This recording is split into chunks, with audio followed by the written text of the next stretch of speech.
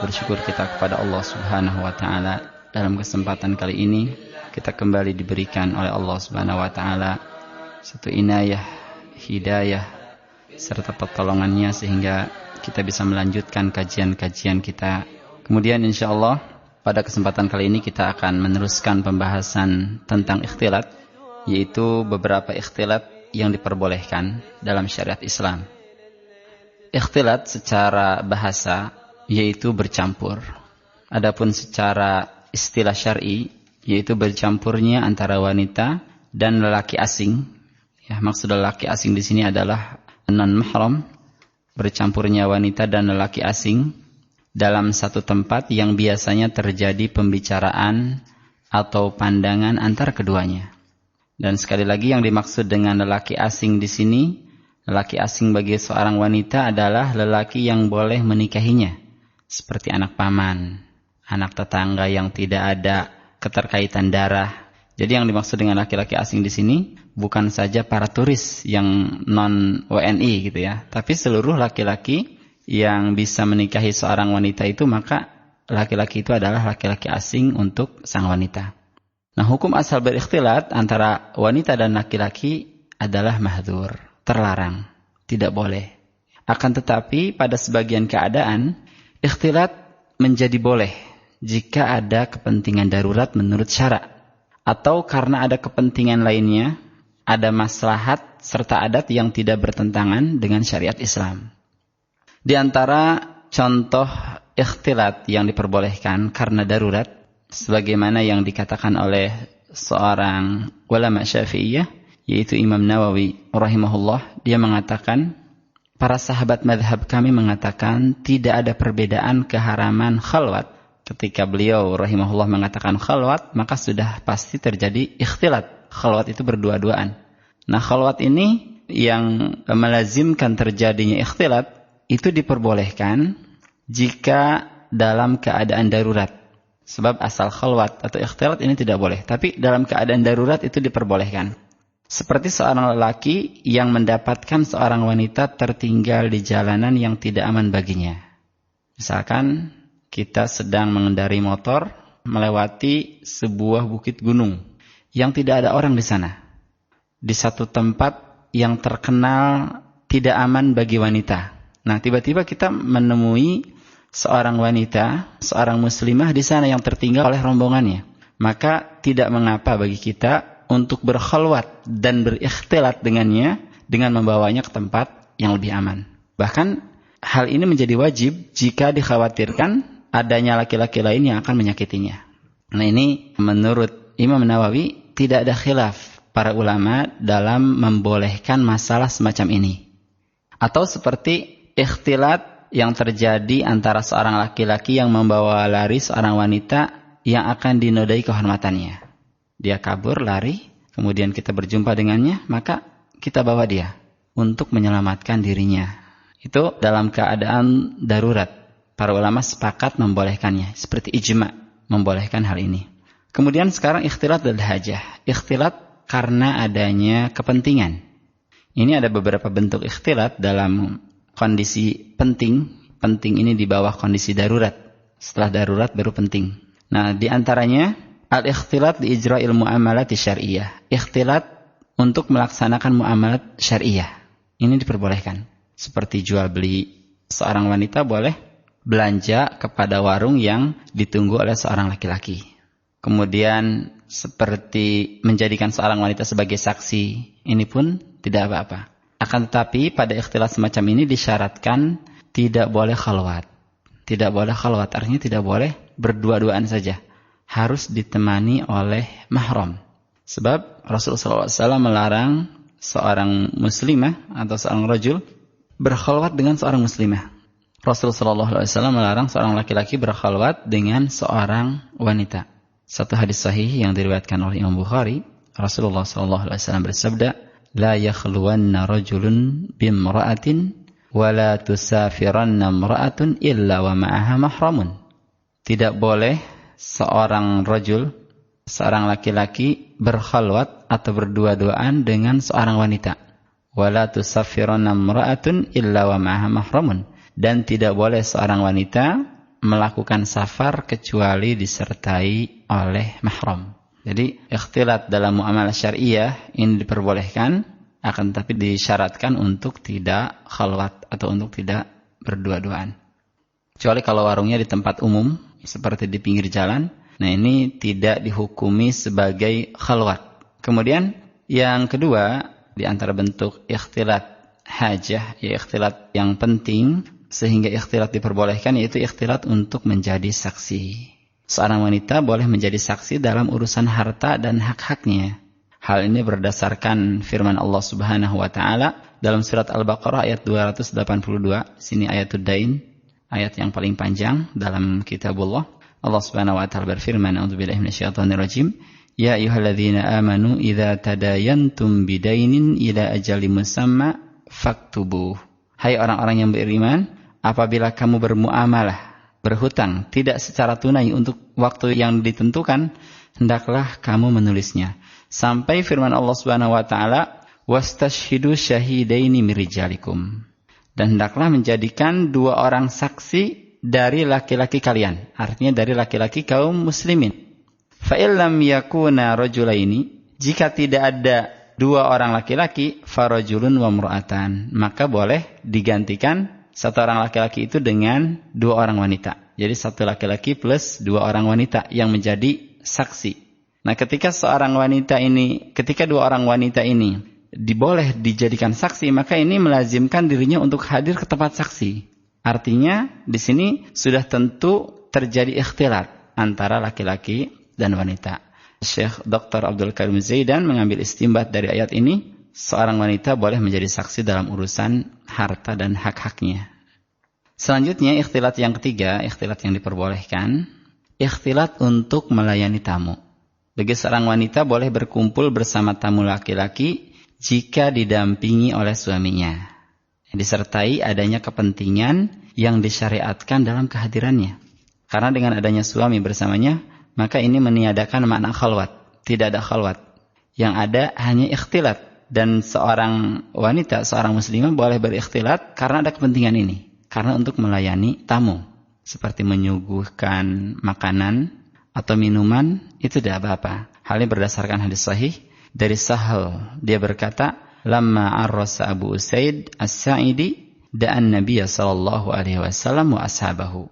Ketika Abu Usaid As-Sa'idi menikah dan dia berpesta, mengadakan acara walimah, dia radhiyallahu an memanggil Nabi sallallahu alaihi wasallam dan beberapa sahabatnya. Fama sana'a lahum ta'aman wala qarrabahu ilaihim illa imra'atuhu Ummu Usaid. Dan tidak ada seorang pun yang membuat makanan dan mendekatkan kepada mereka makanan itu kecuali istrinya, Ummu Usaid. Jadi istri Abu Usaid ini menyuguhkan makanan kepada Rasulullah SAW dan para sahabatnya. Nah, di sini Dr. Abdul Karim Zaidan mengatakan, di antara syarah hadis ini, yaitu hadis ini menunjukkan bolehnya seorang wanita melayani suami dan tamunya jika aman dari fitnah. Tentunya setelah sang istri ini menutup seluruh auratnya. Setelah dia menutup seluruh auratnya, maka diperbolehkan bagi dirinya untuk melayani tamu suaminya dengan didampingi sang suami. Kemudian yang keempat, ikhtilat untuk menemani tamu untuk makan. Menemani makan bersama tamu ini tidak apa-apa. Sekali lagi dengan syarat di sana ada suaminya. Dari Abu Hurairah radhiyallahu an, pernah datang seorang laki-laki kepada Rasulullah sallallahu alaihi wasallam dan dia mengatakan, "Inni majhud, wahai Rasulullah, sesungguhnya aku kesulitan." Dia kesulitan sekali. Dia kelaparan ketika itu. Kemudian Rasulullah sallallahu alaihi wasallam mengutus kepada sebagian istrinya, tapi sang istri mengatakan, "Walladzi ba'atsaka bil haqq ma indi illa ma." Wahai Rasulullah, demi Rabb yang mengutusmu dengan hak, aku tidak memiliki apa-apa kecuali air saja. Kemudian Rasulullah SAW pun mengutus kepada istri-istrinya yang lain.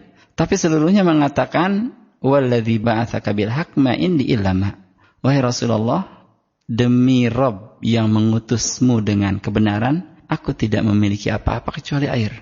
Ini istri Rasulullah SAW seluruhnya mengatakan tidak memiliki apa-apa kecuali air. Dan ini memang hakikatnya demikian, bukan disembunyikan makanan itu. Tapi memang Rasulullah SAW terkadang di dalam rumahnya bersama istrinya tidak memiliki apa-apa kecuali air, sehingga tidak bisa menjamu tamu ini. Faqala, kemudian Rasulullah SAW bersabda, "Mayyudhifu hadzal lailah rahimahullah." Siapa orang yang bisa menjamu laki-laki ini pada malam ini, semoga Allah merahmatinya. Ini Rasulullah SAW menawarkan kepada para sahabatnya agar menjadi orang yang dikunjungi oleh tamu ini, agar dia bisa menjamu tamu ini. Kemudian datang seorang rajul minal ansar, ada seorang laki-laki dari ansar, dia mengatakan, "Ana ya Rasulullah." Saya wahai Rasulullah, saya siap menjamunya. Kemudian dia pergi ke rumahnya dan berkata kepada istrinya, "Hal indaki syai'un?" Apakah engkau mempunyai sesuatu? Qalat la illa kutu sibyani. Sang istri mengatakan tidak, kecuali makanan untuk anak-anakku. Qala, maka sang suami mengatakan, "Fa'allilihim bisyai'in. Fa'idha dakhala dhaifuna fa'atfi siraj wa arihi anna na'kul." Tidurkan anak-anak kita, hibur mereka dengan sesuatu sehingga mereka tertidur. Jika tamu kita telah datang, maka matikan lampu. Wa arihi anna na'kul, dan tunjukkan kepadanya seolah-olah kami sedang makan.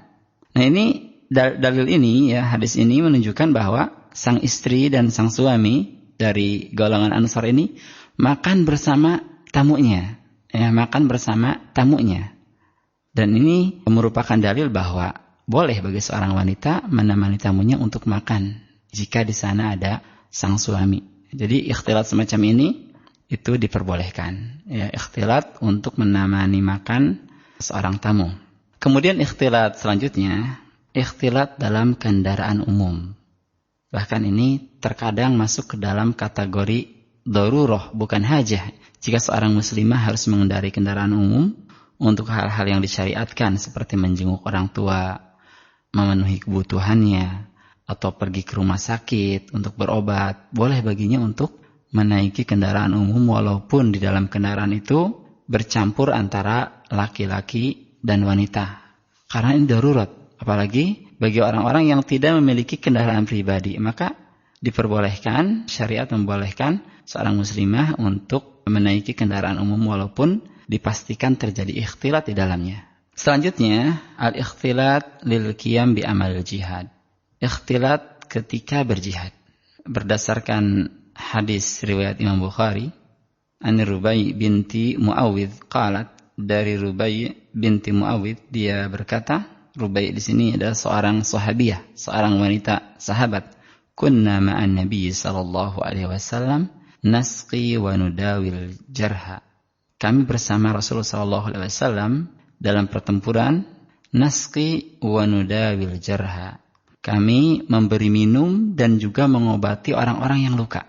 Para wanita ketika itu memberi minum para mujahidin yang kehausan dan mengobati luka-luka mereka. Wa naruddul qatla ilal Madinah, dan kami pun mengembalikan orang-orang yang terbunuh ke Madinah. Ini para sahabiyah. Jadi ketika berperang itu diperbolehkan seorang wanita ikut berperang bersama laki-laki. Apalagi kalau jihadnya ini jihadud difa, jihad untuk membela, bukan jihad untuk menyerang.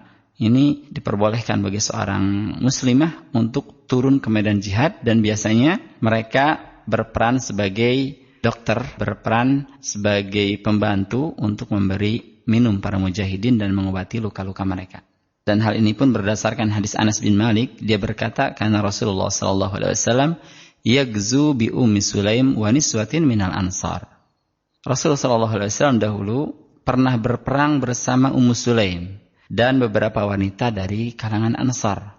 Jadi ini Rasulullah SAW berperang bersama Ummu Sulaim dan beberapa wanita dari kalangan Ansar. Ini pun satu dalil sahih riwayat Imam Muslim yang menunjukkan bahwa bolehnya seorang muslimah berikhtilat ketika berjihad. Selanjutnya, berikhtilat untuk mendengarkan nasihat, mau'idhah ataupun pengajian dari seorang ustadz. Ini diperbolehkan. Hal ini berdasarkan hadis dari Ibnu Abbas radhiyallahu anhuma. Dia berkata, kharajan Nabi sallallahu alaihi wasallam yauma Id. Satu hari Rasulullah sallallahu alaihi wasallam keluar pada hari raya Idul Fitri. Fasalla raka'atain. Kemudian dia salat 2 rakaat. Salat Id 2 rakaat. Lam yusalli qablu wala ba'du. Dan dia tidak melaksanakan salat qabliyah ataupun ba'diyah. Sebab biasanya Rasulullah SAW melaksanakan salat Idul Fitri ataupun Idul Adha itu di lapangan, bukan di masjid, di musalla, di lapangan artinya. Summa mala 'alan nisa wa ma'ahu Bilalun fawa'adhahunna. Kemudian setelah melaksanakan salat dan setelah berkhutbah di hadapan laki-laki, Rasulullah SAW pun menuju kaum muslimah ditemani oleh Bilal radhiyallahu an. Kemudian Rasulullah SAW menasihati mereka. Wa amarahunna ayatasaddaqna, dan Rasulullah SAW memerintahkan mereka untuk bersedekah. Nah, di sini satu dalil bahwa Rasulullah SAW ketika menuju para muslimah di sana terjadi ikhtilat, dan ini menunjukkan kebolehan ikhtilat bagi seorang wanita untuk mendengarkan nasihat ataupun pengajian. Tentu ikhtilat di sini ikhtilat yang dijaga oleh batas, jadi tidak bercampur baur sehingga tidak terlihat mana laki-laki dan mana perempuan, tidak bisa dibedakan, tidak. Tapi ada satu komunitas perempuan sebelah sini, sebelah belakang, laki-laki di sebelah depan gitu ya. Ini beberapa ikhtilat yang diperbolehkan. Allahu a'lam.